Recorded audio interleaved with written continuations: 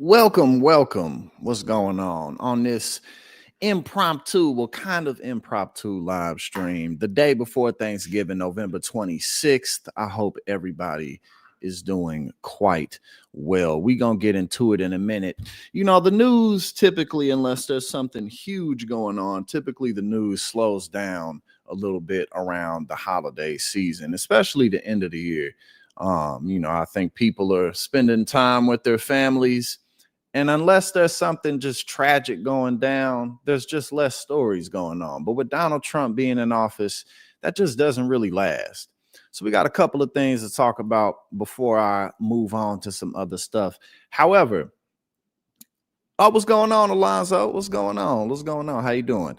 I'm gonna be doing another live stream on Friday, but also, check out my Patreon. I'm gonna be putting out my first film project probably next week. I'm just waiting to get paid because we got Sigourney. What's going on? I'm just waiting to get paid so that I can put money into this and that, because ain't shit free. So sometime in the next week or two, I'm going to put out my first film project. And then again, on the Patreon, including the new membership packages, is a way to help me with the production of those projects. I saw that, Alonso. Thank you so much for subscribing.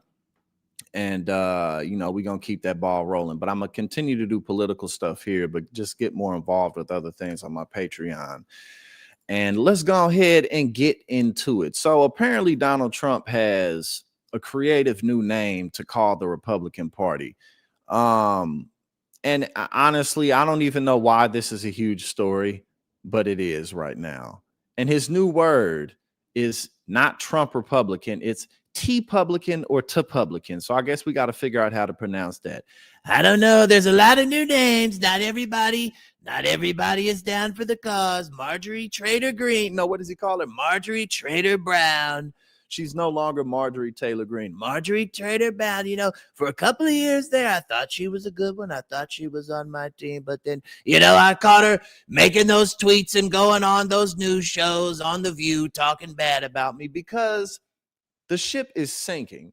Marjorie Taylor Greene, she no longer wants to be involved with Donald Trump because the ship is sinking. You know what I'm saying? MAGA's done. There's going to be some stragglers, but overall, Donald Trump's popularity is not going to stop tanking. And, while he may try to run again in 2028, he's not going to be president again. That's not happening. Republicans are going to get slaughtered in the midterms. We saw what happened in this last set of special elections. And they really don't have anything to sell. They can't blame Biden. They can't blame Obama for anything. And despite everything that Marjorie Taylor Greene has done for Donald Trump, that's not enough. And with people like Trump, nothing's ever enough. You can say yes a million times, but as soon as you say no just once, that's it. So MTG's running into some of that, but that should be to no surprise because that's who Donald Trump has always been. It doesn't matter who you are. It does not matter who you are. That's who he's always been. But I guess we'll need a new word for that. But just a bigger issue that the Republican Party has at large is, and I'm not the only one to say this. This is what pretty much everyone's aware of at this point, is that the entire Republican apparatus is about Donald Trump. And even if Trump wasn't a psycho narcissistic criminal who even if he wasn't that, this would still be a big problem for Republicans. People don't live forever. People's time comes and goes, even if you don't pass away. So, that was just a huge mistake from the get-go. And speaking of that, the bigger reason that he ran for re-election this go around, as we know, was for him to stay out of prison. And this would have been, unfortunately, this wasn't prosecuted in full, but this really would have been the bigger deal, is him interfering in Georgia when he told the election. One of the election workers to find him, what was it, 11,780 votes. And we got this on, we got this recorded. But this never went through. Now this case is being dropped. This is being completely thrown out. A Georgia judge dismissed the 2020 election interference case against President Trump and more than a dozen of his allies and supporters today after the case's new prosecutor moved for all charges to be dropped, saying pursuing the matter would be unproductive. Yeah, I mean, at the end of the day as well, the Supreme Court ruled that Donald Trump basically can do anything that he wants to do. So if they didn't continue to push this forward, or rather, if they did continue to push this case forward, you know, it's not like he would go to prison for it anyway. But everyone else in his administration, they are not in that same protected boat. They're not in that same status. So they got to be careful. You know, the Stephen Millers, all of them. Fulton County Superior Court Judge Scott McAfee threw out the case less than an hour after Peter's Skandalicus basically just wanted to throw it out. This case is hereby dismissed in its entirety, McAfee wrote. And hold on, what does it say? Skandalicus, the executive director of the Prosecuting Attorneys Council of Georgia, acknowledged in his 23-page filing that the case, quote, is on life support and the decision on what to do with it falls on me and me alone. So I guess technically that is his decision. But again, like the time to have really brought this forward would be, or rather would have been right after he lost the 2020 election. But what was his name? Why am I blanking on his name right now? What is his name? I guess I'm ready to eat my Thanksgiving. God damn it. The dude who was attorney general who Obama wanted to appoint to the Supreme Court. I can't for whatever reason right now, his name is a blank on my mind. But if he wouldn't have waited so long to press those charges, then again, this really was the bigger case that would have really gotten him into trouble. Quote, as special counsel Jack Smith, with all the resources of the federal government at his disposal after reviewing the evidence in this case and considering the U.S. Supreme Court's decision in Trump v. United States, along with the years of litigation such a case would inevitably entail, concluded that prosecution would be fruitless. Then I too find that despite the available evidence, pursuing the prosecution of all those involved in the state of Georgia versus Donald Trump on essentially federal grounds would be equally unproductive. The political persecution of President Trump by disqualified defense attorney Fani Willis is finally over. So I guess this could be considered a symbolic victory for Trump and MAGA, but at the end of the day, they are Merrick Garland. Thank you, Alonzo. Merrick Garland. If he would have pushed this forth, sooner, that's really what would have made the difference here. But at the end of the day, that didn't happen. So I mean, honestly, I guess it's fine that they're dropping this case because it wasn't gonna bear any fruit because of what the Supreme Court decided. And this right here, what we about to go over now, is not like brand new news, but as I'm sure y'all have seen, Donald Trump recently decided to roll back some of the tariffs that he put forth. And what an admission of defeat, because pretty much everybody except for Donald Trump was saying that his plan for tariffs was not going to bear fruit. It wasn't going to work because he just put blanket tariffs on everything entering the country, and he would raise them arbitrarily. Now it's 25%. Now it's 50%. It'll be 100% if you don't do what I say. And, the branding behind it was to bring manufacturing back to the United States. But as we know, the issue with that is that the world doesn't work that way.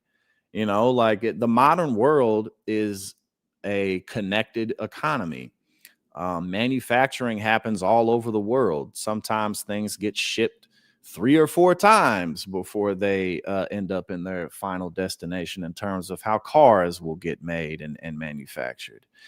So, there's the nationalist countries, that form of economics just does not work well in the modern world. And then even if it were to, we would have to make, I mean, probably over $1 trillion of investment into manufacturing here in this country. We would have to, just to build the factories, just to build the industrial systems, and then paying people to do the work. One of the biggest reasons we ship so many of these jobs overseas is because you don't have to pay people in other countries as much as you do here. So, I mean, that would just completely flip the modern economic plan on its head, which we know corporate America is not interested in doing that. They want to make a profit. By law, they have to increase profits for their shareholders. So this was never going to happen. You said a Q&A live stream. That's a good suggestion, Alonzo. I will do that. As a matter of fact, I'll do stuff like that for the members here and Patreon, but that's a very good suggestion. I will do that. Especially around my film projects that I'm making and just like the current projects that I'm doing, what I'm involved in. Very good suggestion. But yes, this is a huge admission of failure for something that pretty much everybody told him was not going to work. And lo and behold, it didn't. And yesterday I posted a little something about just the state of the economy. Here's a bit more information on that. 13,500 positions are being lost in the private sector each week.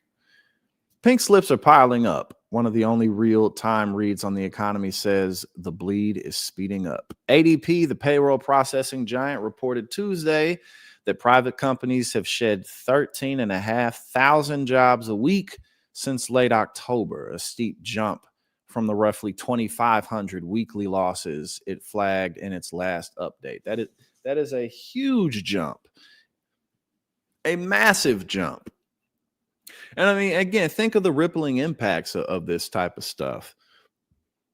The more people lose their jobs, we're also dealing with general inflation, also dealing with the increase in pricing with the tariffs.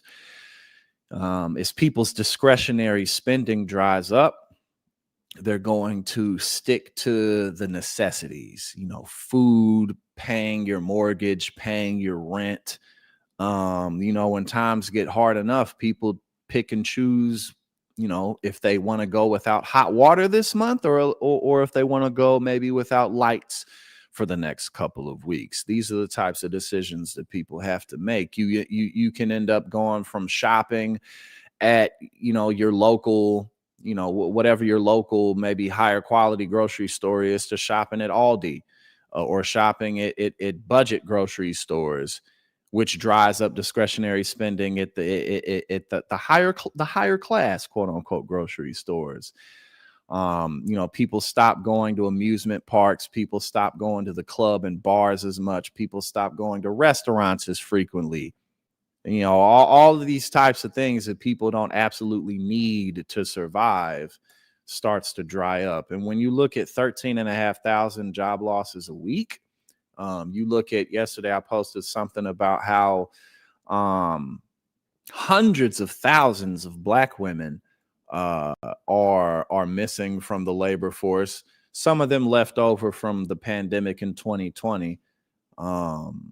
Amazon getting ready to replace almost 1 million people with artificial intelligence.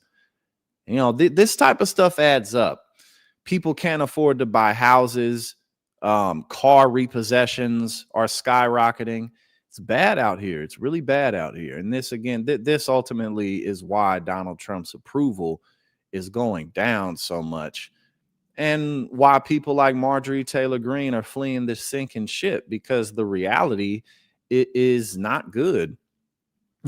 Unfortunately, Americans have a very short memory. So, we forgot how bad Donald Trump's first term was, but it hasn't even been a year. And look where we at. In line with this, so hold on, let me bring this up. California, the state of California is suing the Trump administration because some of the recent decisions they made There could be over 170,000 additional people on the streets because of this. And we already have over 500,000, I think over 600,000 homeless people in America now, right now. And over half of them work. The majority of homeless people, in fact, work. The Trump administration went after, even before the government shut down, food stamps and the SNAP program, making it more difficult for struggling families to receive their benefits, making it more likely that they get less money in a month for those said benefits. The firing of thousands of people that luckily the federal courts stepped in and stopped a lot of those firings, not all of them. The hundreds of billions of dollars that were slashed for programs like USAID and stuff like this right here. Okay, so California Attorney General Rob Bonta sued the Trump administration Tuesday, seeking to stop a federal policy change that advocates say could force 170,000 formerly homeless Americans back on the streets or into shelters. And they create even more poverty when they do stuff like this, which at the end of the day is the point. That is the point. The lawsuit focuses on a federal program known as Continuum of Care that sends money to local governments and nonprofits to fight homelessness. This month, the Trump administration announced it was drastically cutting the amount of money the program will pay for rental subsidies and permanent housing and shifting those dollars to temporary housing and services instead. With subsidies for permanent housing reduced, advocates say 170,000 people could return to homelessness. Locally, the Los Angeles Homeless Services Authority has warned 5,000 LA County households containing 6,800 people could be at risk of losing their homes. Quote, this federal program has proven to be effective at getting Americans off the streets, yet the Trump administration is now attempting to illegally slash its funding. In a statement, a HUD spokesperson called the lawsuit meritless and said the department stands by its changes, which are designed to fix failed Biden administration homeless assistance policies. Again, but a lot of the, including one known as Housing First. No, I mean, they just have animosity towards people who aren't wealthy. This isn't new. None of this shit is new. I hope that they have success in court with this, because so many, if not most of the actions that the Trump administration has taken and are attempting to take are illegal, including blowing up these boats off the coast of Venezuela and lying about it, saying that we're doing it because they're carrying drugs, which of course doesn't justify murdering these people. But this is what Donald Trump does. This is what he's always been about, is breaking the law. He's a criminal. The American people have known this, and they didn't care. They didn't care. They didn't care. You see, you know what I'm saying? That's the other thing. You know what I'm saying? Like, I forgot what I was going to say in that regard, but yeah. So we'll keep our eyes on this. But many of the moves that the Trump administration has taken have been struck down. And I hope that lawsuit bears fruit. You want people to pull themselves up by the bootstraps, but the couple of programs that we have that give people a chance. I mean, most people don't want to live on government subsidies. And then the majority of people who do live off of them or take the majority are white Republicans, which always seems to go over their heads. You know, we don't want black and brown people and immigrants having access to any of these programs, but y'all can have access to the programs. Do y'all do you remember the Shamwow guy? You remember Shamwow, that sponge that soaked everything up? You remember them commercials, them info commercials? I know you remember them info commercials. My man's is running for Congress, and he is a major conservative. The Shamwow dude. And you'll never guess what encouraged him and inspired him to run for office. It was Charlie Kirk's assassination. So let's check this out. The Shamwow guy, he's fighting wokeism, you know. So there we go. He's 61 years old. He had a lot of fame, made a lot of money off of his Shamwow sponges and towels. And now, my dude, all he really wants is to defend Charlie Kirk's legacy. Author Vince Schlamy, 61, tells Time that the assassination of right-wing activist Charlie Kirk in September was the catalyst for his campaign to represent Texas's 31st congressional district. Schlamy was working on a skit called Woke Busters, a parody of the movie Ghostbusters, about people, quote, who destroy the false ideology of wokeism. When he learned that Kirk had been killed, he says the video criticizes diversity, equity, and inclusion programs and transgender rights. And then one of the songs in the skits, he said, if you see a thong that has a schlong, who can you call? Woke Busters. And again, these people act like they're so. I think he was in prison, Sela Grima. I think that's right. I think he was for a while. I don't remember why, but I think you're correct about that. But I mean, this shit is just tired. You know what I'm saying? Like, it's like, oh, I'm really standing up for justice and rights because I want to be able to be a racist, sexist, homophobic douchebag in public and not get in trouble for it. He says of Kirk that he was a woke buster. I felt like I have Charlie Kirk's spirit in me in a sense or near me. It's drawn me to this. So this dude is 61 years old, and he had the spirit of a man 30 years his junior, whose entire platform was about racism and sexism and sticking it to the libs. And that's why you're doing it. Well, he's becoming a woke buster himself. In fact, he's filed to run for the Texas House seat in the 31st district. Schlamy admits that he still has to, quote, work on the specifics of his platform. The main tenet of his campaign, though, is combating wokeism in America, which he believes, quote, is based on misinformation or false ideas in order to control people, and blames for creating hate and fear in society. Oh, yeah, that's why there's hate and fear in society. It's not that it was already there. It has nothing to do with the history and the foundation of this nation. It's the people who are trying to fight against that. It's the people who want a better life for their family members and their children and their friends. It's those people who are causing the real problem. And of course, he doesn't know what the specific. This dude is 61 and he's like, shit, I don't know. I don't know what the specifics of my campaign are. But I do know. But I do know that y'all remember me from them Shamwow commercials. So vote for me. Let's see how well he does. He says he wants kids to be happy and suggests that they learn about LGBTQ identities later. And he proposes implementing video monitoring systems in the schools so parents can see what's going on. Okay, so that's going to cost. How much would that cost to put video monitoring systems in all the schools in Texas?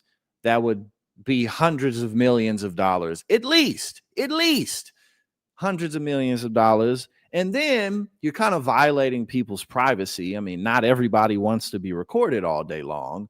So then you're going to have a lot of litigation issues with that.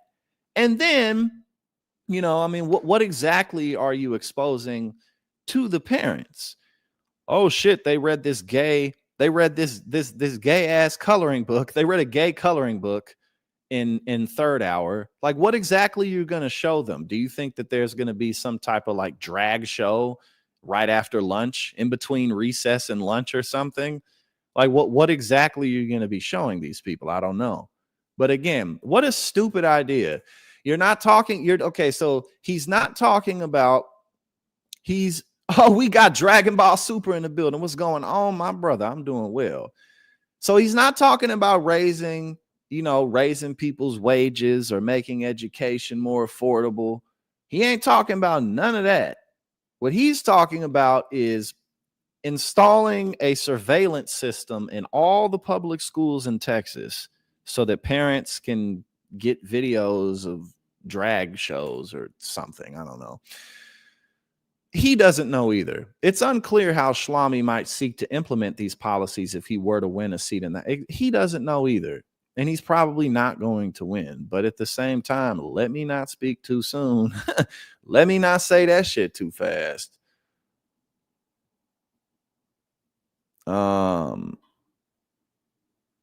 He's what, 84? I'm 61. Sometimes I get a little tired. I can just imagine him in terms of his age. But if he does step down, maybe he'll sponsor me or support me. Mr. Shamwow, he said Charlie Kirk is get off. What all did get off LinkedIn? Charlie Kirk is his spirit animal, and he wants to put cameras in schools because the schools are too gay or something. I guess he wants to, make the schools more straight or something. Now, did y'all see this? Did you see this? Like a dude who works at Campbell's or something like that. He got caught up being recorded saying he would never ever eat this food because it's for poor people, and lots of other explosive language. The vice president and chief information security officer was recorded saying, his name's Martin Bally. He said, I don't buy fucking Campbell's products barely anymore. It's unhealthy. Now that I know what the fuck is in it, even a can of soup, I look at it, bioengineered meat. Okay, it gets worse though, because Campbell's they can't have motherfuckers telling our customers what's in the meat. But it gets worse. He continues. He says, I don't want to eat a fucking piece of chicken that came from a 3D printer. Do you? And then he continues. He says, we have shit for fucking poor people. We have shit for fucking poor people. Who buys our shit? Fucking Indians don't know a fucking thing. Like they couldn't think of their fucking selves, you dumb fuck. Okay, I don't know. Maybe he was just having a bad day. I don't know. And then the spokesperson came out and said the comments on the recording are not only inaccurate, they are patently absurd. Keep in mind, the alleged comments are made by an IT person who has nothing to do with how we make our food. They didn't say, hold on now, we don't actually. Now notice she didn't say we don't actually have 3D printed meat in our food. The person making these allegations works in IT. If the recording is legitimate, the comments are unacceptable. They do not reflect our values and the culture of our company. But you can't lie. This type of stuff is hilarious. They said all of our soups are made with no antibiotics ever chicken meat, meaning we don't allow antibiotics to be added to the feed. Well, there you go. Apparently, my man's is warning us. He's warning us all, don't eat the Campbell's. Whatever's in it, just don't fucking eat it. Just leave that shit alone.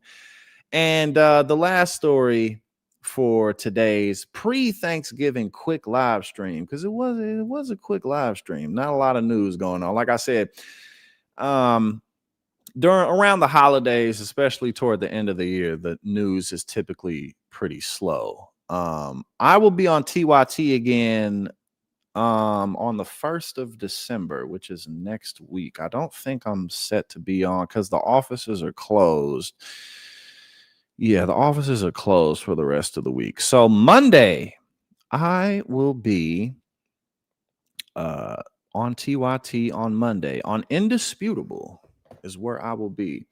Now, we have to close off with talking shit about Elon Musk because I hate him and I've hated him for quite some time, right?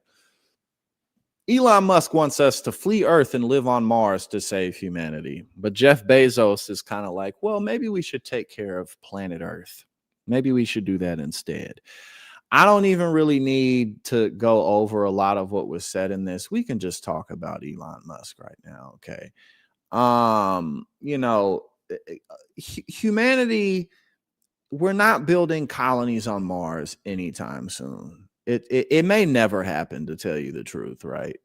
And Elon Musk, again, this is somebody who's supposed to be this super genius. He was supposed to have delivered us from all of the planet's ills. But his ideas often are just ridiculous or just flat out impossible. How many times has he lied and said that Tesla was going to put out a new car battery that's going to be able to drive for multiple states and you won't have to refuel it? How many times has he said that and then it doesn't happen? How many times has he promised something that he did not deliver on? just a few weeks ago, he said in 10 to 20 years, money will be irrelevant and people won't need to work. Like, bro, no. In 10 or 20 years, that quickly, money just will be irrelevant and no one's going to have to work anymore. It's not going to fucking happen. But the thing about Mars is very, very far away and we can't survive there. There's no oxygen. There's not enough gravity there to maintain an atmosphere. So even if we somehow found a way to put more of an atmosphere on Mars, it wouldn't stay because there's not enough gravity and there's no magnetic field. And because there's no magnetic field on Mars, it's constantly getting bombarded with radiation that we can't survive. Nothing can grow on Mars, right? We can't grow food there. There's no fucking water. Maybe there's some in the poles way deep down in the soil, but we would have to like change everything about Mars, which we don't have the technology to do. And even if we did, the shit would take thousands of years. Who the fuck wants to live on Mars? It's not possible. There's no air to breathe. There's no food to drink. There's no food to eat. There's no water to drink.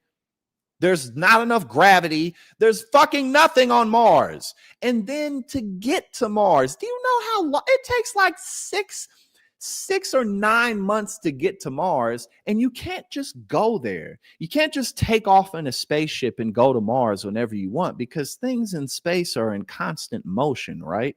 So you have to wait for the Earth and Mars to be aligned just right so that 9 months from now, you land on Mars. Because if you get that calculation wrong, you're never going to land on Mars. You're just going to be floating in outer space.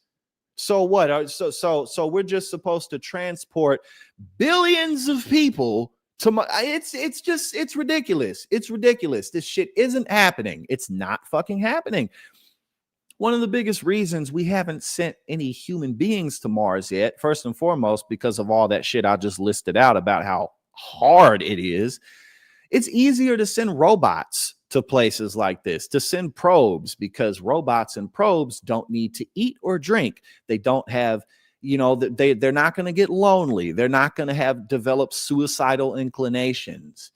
This isn't happening. It's not happening, but he's the wealthiest man on the planet. Make it make sense. Make it make sense. We're not going to fucking Mars. We need to take care of this planet right here. But thank y'all. Thank y'all for joining me on this lovely pre-Thanksgiving, Thanksgiving Eve, a quick little 30-minute stream. You know what I'm saying? Honey said the new Kamen Rider is the best anime this season.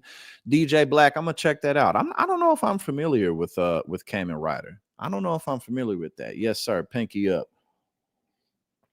I'll check that out. Especially if it's on Crunchyroll, because I got Crunchyroll. But yes, I hope that all of you have a wonderful Thanksgiving. Yeah, hell yeah, Dragon Ball Super. We definitely do. Matter of fact, this weekend, let's hop on a call. I'll give you a call because after tomorrow, I don't really have any plans. I don't think I'm doing anything. So yeah, let's hop on a call this weekend. I'll update you and you update me, and we move the ball forward. But y'all have a safe night, a safe weekend, and I will catch you. I'm gonna do another live stream on Friday, so I'll catch you then. Thank you so much. Hey now. Thank you so much for tuning in here at Politics and Paper. If you like what I do and you support my work, go ahead and subscribe. I greatly appreciate it and really helps to support what we do here.